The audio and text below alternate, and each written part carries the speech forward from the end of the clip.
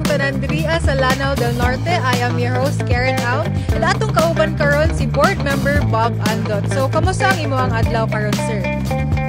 So far, maayo kayo. Para sa atong viewers, sir, can you tell us a little bit about yourself? Okay, before everything, atong pasalamat no o pagdaig sa labaw nga makagagahom sa gasa sa kinabuhi ug tanan nga ani aka nato karon. Maayong hapon sa tanan sa makausapa. Sir, you are running for the board member position of the 1st District of Lanao del Norte. Unsa ang reason sa imuhang pagdagan? Unang-una, ang rason gayud nga ako nidagan pagka board member sa 1st District sa Lanao del Norte, gumikan sa ato ang gugma sa pag-alagad ngayon. Ikaduha, dili na sa ako layo no, bag-o sa ako ang kinabuhi, ang pagpangalagad sa publiko, gumikan kay ang public service ako nang gihimo kaniadto dugay nag-ayo sa akong kinabuhi. Okay, so sir, you are teamed up with Team Quebranza de Maporo. What do you think is your edge or your contribution to the Team Quebranza de Maporo? Actually, sa amo ang mga board members, we have different talents no and capabilities. Number one, ako sa kadoktor o gumikan sa ako ang experience nga 28 years na diha sa private service as a private hospital owner.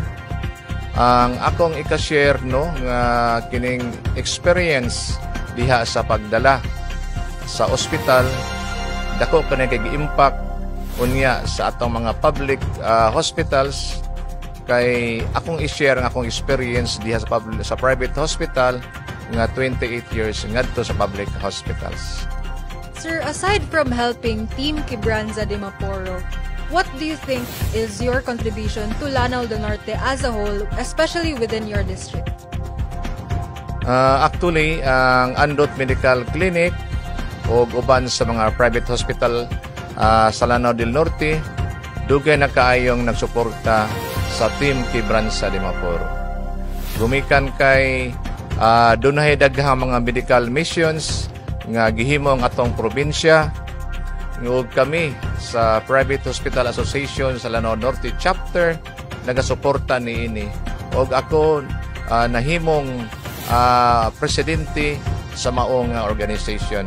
O kini among ikalipay no kay among nakita nga ang private public nga partnership within hospitals nahitabo gayud sa Lanao del Norte. Salamat kayo ato sir no. For our next segment kay ang fast talk nga atong question. So okay. Either you will answer with one word or a very short phrase or nakay pilian between sa duha. Okay. So number one quality a leader must possess. To do what is right. Meticulous or spontaneous planning? Meticulous planning. Decision making under pressure. How do you handle it? Still, meticulous planning. What comes first, economy or environment? Yes, environment first. What's more important, the result or the process? Siyempre, the result. One word to describe Lanao del Norte. Yes, as what has been known to everyone, Lanao del Norte is a land of beauty and bounty and talents because there are many talents in Lanao del Norte. Thank you, sir. For our last segment, unsay imong gusto ipahayag sa mga botante karong umaabot nga Mayo 12? So, sa mga botante sa District 1, so ako nagahangyo nga kinasingkasing sa inyong dughan, hinaot nga dili kalimtan, Dr. Bob Andot from Bacolod, Lanao del Norte. Kanunay nagatanaw sa kaayuhan para sa tanan.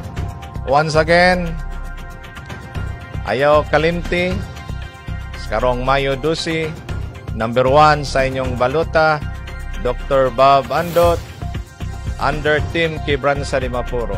Daghang salamat. Thank you very much, sir. Once again, para sa itong mga viewers, ayaw ninyo kalimti, Dr. Bob Andot, running for 1st District Board Member.